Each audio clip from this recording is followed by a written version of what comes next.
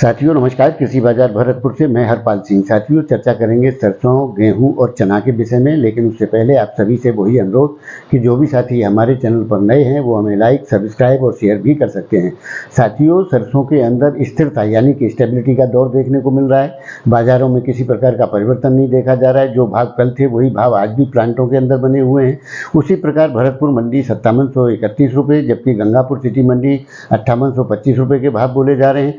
साथियों आज नाफेड के टेंडर भी जारी हुए हैं, जिसकी बिकवाली की स्थितियां शाम तक पता लगेंगी कि नाफेड किस प्रकार से मालों की किस भाव में रिलीज स्थितियां देखने को मिलती हैं। साथियों निश्चित तौर से नाफेड एक बड़ा कारक अब बन गया है, क्योंकि जिस प्रकार की कच्चे मालों का मिलों में अभाव देखा जा रहा है, उस प्रकार अगर नाफेड किस प्रकार की बिक्री करता है और आने वाले दौर के अंदर किस प्रकार से माल रिलीज करता है, उसके आधार पर भी बाजारों के रुख तय होंगे। बाकी विदेशी बाजारों की स्थितियां नरम बनी हुई हैं, उसके चलते शर्तों को किसी प्रकार का कोई सपोर्ट मिलता हुआ प्रतीत नहीं होता है। साथियों जिस प्रकार की स्थितियां फिलहाल के दौर में बनी हुई हैं, आने वाले दौर के अंदर मांग आने पर निश्चित तौर पर सुधार की स्थितियां ही देखने को मिलेगी। नेगेटिविटी वाली जो स्थितियां थी वो शर्तों में फिलहाल के दौर में समाप्त प्रतीत होती है, क्योंकि कच्चे माल का जिस प्रकार से अभाव देखा जा रहा है, उसके चलते आने वाले दौर के अंदर नरमी के रुख देखने को कम ही मिलेंगे। तो साथियों आने वाला दौर निश्चित तौर से मांग आपूर्ति और नेफेड की सप्लाई पर आधारित रहेगा और उस प्रकार से ही बाजारों के रुखों की स्थितियां देखने को मिलेंगी।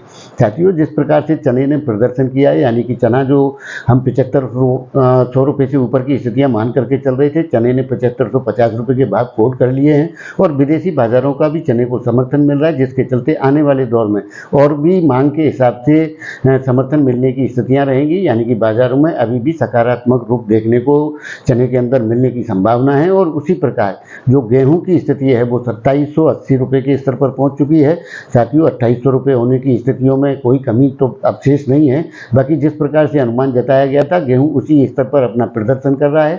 2800 रुपये तक की स्थितियां गेहूं के अंदर देखने को मिल सकती हैं। लेकिन साथियों सरकार भी बिकवाली की स्थिति की तैयारियों में है, उस प्रकार से भी बाजारों के रुख देखे जाएंगे। लेकिन चने का जिस प्रकार से सरकार ने विरोध किया था, उसके बावजूद भी चना समर्थन लेते हुए तेजी की ओर अग्रसर है और आगे भी जाने की स्थितियां इसमें प्रतीत होती हैं, क्योंकि जिस प्रकार से विदेशी मालों में तेजी की स्थितियां देखी जा रही है, यानी कि $30 तक के सुधार देखने को मिल रहे हैं, जिसके चलते चने को और भी समर्थन मिलने की संभावना है। तो साथियों आपको हमारी जानकारी कैसी लगती है, कमेंट माध्यम से आप अपनी राय दे सकते हैं। तब तक के लिए धन्यवाद।